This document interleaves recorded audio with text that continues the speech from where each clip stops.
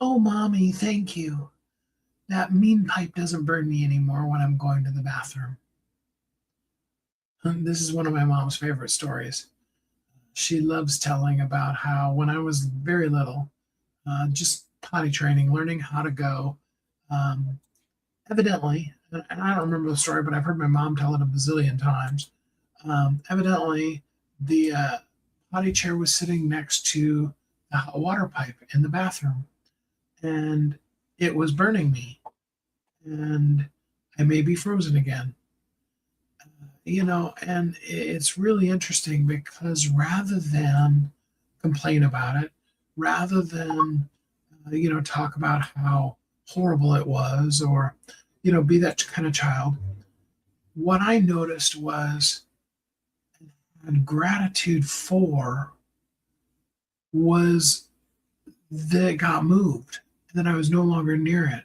So, I mean, think about it. Here's this little kid learning how to go to the bathroom, burning themselves every time that they're going to the bathroom.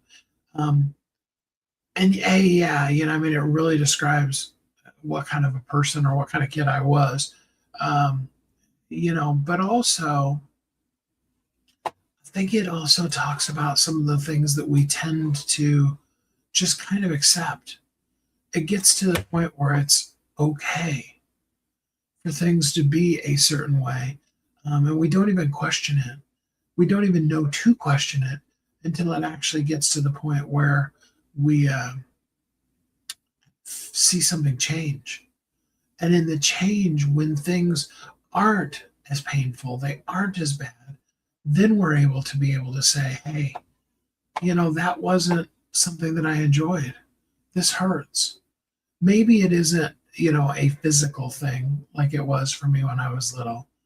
Maybe it's just being overlooked or feeling avoided or, any other kinds of things where it just feels like your voice isn't being heard, isn't being shared. You don't have the ability to be able to show up in the world as the total, complete, and real you in the way that you wish you could.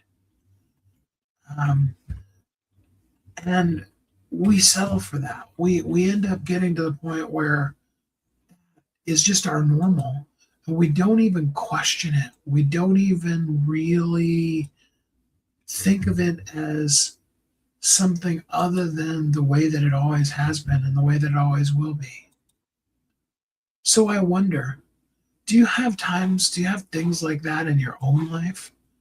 Things that you've dealt with for so long that that's what you've defined as the norm? Do you find it hard to express your own needs because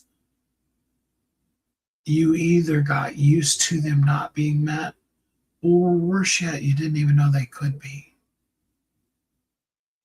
What's one thing that you learned to just deal with rather than express? How are the ways, what are the things that you do to just quietly work around it and keep going? I'd love to hear from you.